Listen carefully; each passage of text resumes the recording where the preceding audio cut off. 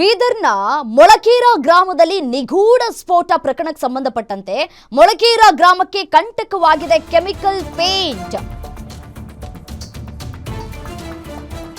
ನೋಡಿ, chemical paint ನಿಂದ ಎಷ್ಟೆಲ್ಲ ಅವಾಂತರಗಳು ಸೃಷ್ಟಿಯಾಗ್ತಾ ಇದೆ ಅಂತ ಹೇಳಿ. ಪೇಂಟಿಂಗ್ ನಲ್ಲಿ ಶೈನಿಂಗ್ ಗಾಗಿ ಬಳಸುವಂತಹ ಕೆಮಿಕಲ್ ನಿಂದಲೇ ಸ್ಫೋಟ ಸಂಭವಿಸ್ತಾ ಇದೆ ಅನ್ನೋದು ಮಾಹಿತಿ ಸಿಗ್ತಾ ಇದೆ.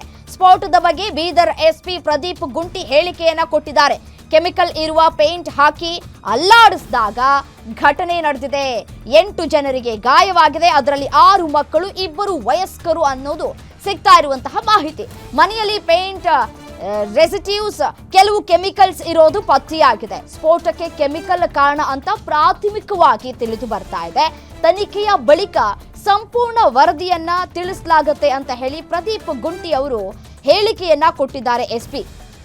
ನೋಡಿ, ಕಳೆದ 5 ತಿಂಗಳಿಂದ 6 ಬಾರಿ ಈ ರೀತಿಯಾಗಿ ಸ್ಫೋಟವಾಗಿದೆ. ಇವತ್ತು ಸುಮಾರು ಬೆಳಗ್ಗೆ 8 ಸ್ಫೋಟ ಆಗಿದೆ ಅಂತ ಮಾಹಿತಿ ಬರುತ್ತದೆ. ನಮಗೆ ಹುಮ್ನಾಬಾದ್ ಪೊಲೀಸ್ ಸ್ಟೇಷನ್ ಲಿಮಿಟ್ಸ್ ಬರ್ತದೆ ಈ ಊರು.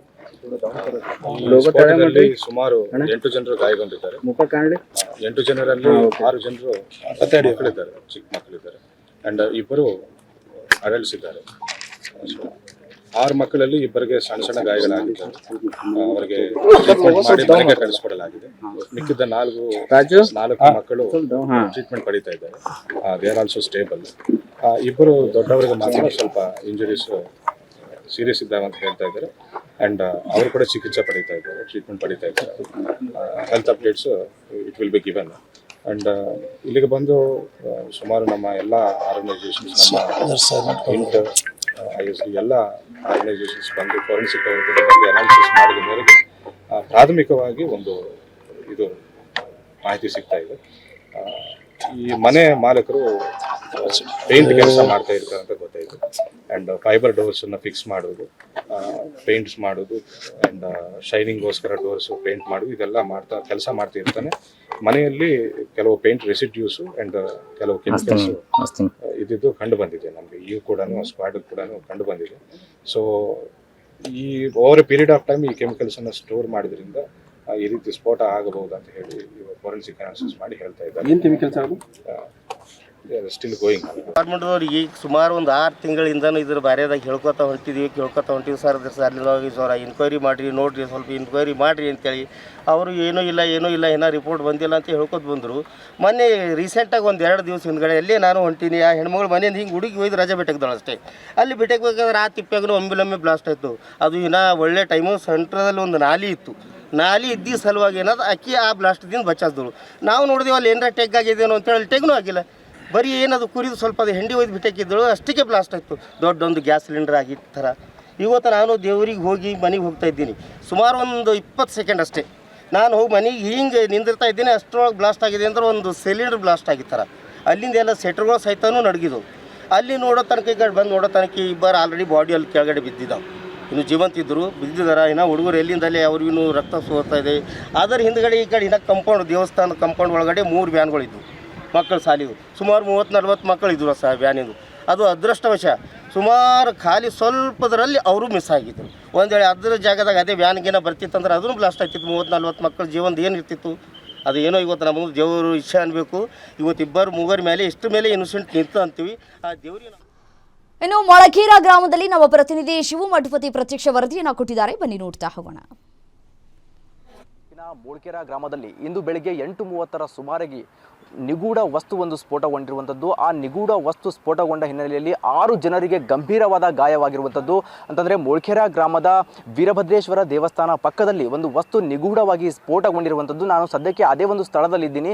ಈ ಒಂದು ಗ್ರಾಮದ ಈ ಸ್ಥಳದಲ್ಲಿ ಸಾಕಷ್ಟು ಅಂತಂದರೆ ಈ 6 ತಿಂಗಳ ಅವಧಿಯಲ್ಲೂ 6 ಬಾರಿ ನಿಗೂಢವಾಗಿ ಸ್ಫೋಟಗೊಂಡಿದೆ. ಈ ಹಿಂದೆ ಕೂಡ ಒಬ್ಬನ ಕಾಲು ಕೂಡ ಕಟ್ಟಾಗಿರುವಂಥದ್ದು. ಈಗ ಈ ಒಂದು ಸ್ಫೋಟದ ಹಿನ್ನೆಲೆಯಲ್ಲಿ 6 ಜನರಿಗೆ ಗಂಭೀರವಾಗಿ ಗಾಯವಾಗಿರುವಂಥದ್ದು. ಸದ್ಯಕ್ಕೆ ಬೀದರ್ ಜಿಲ್ಲಾ ಪೊಲೀಸ್ ವರಿಷ್ಠಾಧಿಕಾರಿ ಆಗಿರ್ಬೋದು, ಡಿವೈಎಸ್ಪಿ ಹುಮ್ನಾಬಾದ್, ಇಡೀ ಬೀದರ್ ಜಿಲ್ಲೆಯ ಪೊಲೀಸರ ತಂಡ ಮತ್ತು ಶ್ವಾನ ದಳ ಆಗಿರ್ಬೋದು, ಮತ್ತೆ ಬಾಂಬ್ ನಿಷ್ಕ್ರಿಯ ದಳ, ಮತ್ತೆ ಏನು ಸಂಬಂಧಪಟ್ಟ ಅಧಿಕಾರಿಗಳು ಎಲ್ಲರೂ ಕೂಡ ಸ್ಥಳಕ್ಕೆ ದೌಡಾಯಿಸಿ ಆ ಒಂದು ಸ್ಥಳವನ್ನ ಪರಿಶೀಲನೆ ಮಾಡ್ತಾ ಇದ್ದಾರೆ. ಯಾವ ಒಂದು ಸ್ಥಳದಲ್ಲಿ ಆ ಒಂದು ಸ್ಫೋಟಗೊಂಡಿದೆಯಲ್ಲ ಆ ಒಂದು ಸ್ಥಳದಲ್ಲಿ ಪರಿಶೀಲನೆ ಮಾಡ್ತಾ ಇದ್ದಾರೆ. ಖುದ್ದು SP ಅವರು ಕೂಡ ಸ್ಥಳದಲ್ಲಿದ್ದಾರೆ.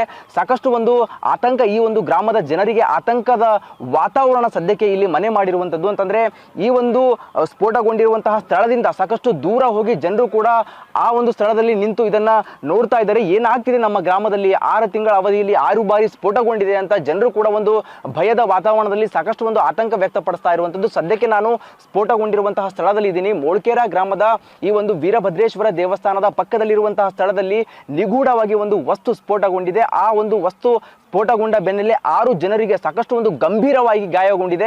ಏನು ಬೆಳಿಗ್ಗೆ ಶಾಲೆಗೆ ಹೋಗ್ತಿರುವಂತಹ ಮಕ್ಕಳು ಕೂಡ, ಅವರಿಗೂ 4 ಜನ ಶಾಲಾ ಮಕ್ಕಳಿಗೆ ಗಾಯವಾಗಿದೆ.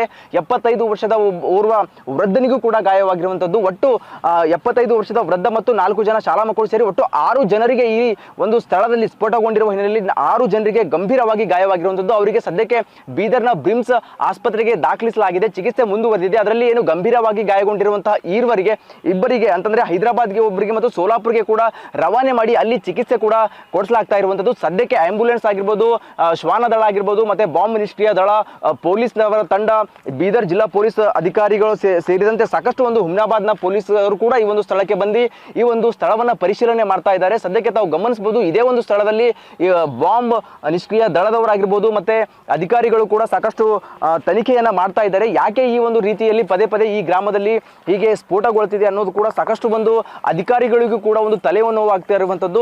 ಸಾಕಷ್ಟು ಯಾವ ಕಾರಣಕ್ಕೆ ಈ ಒಂದು ಸ್ಫೋಟಗೊಂಡಿದೆ ಅನ್ನೋದು ಕೂಡ ತನಿಖೆಯ ಬಳಿಕವೇ ಗೊತ್ತಾಗಬೇಕಾಗಿರುವಂಥದ್ದು. Shivayya Mathapati, guarantee news, Bidar.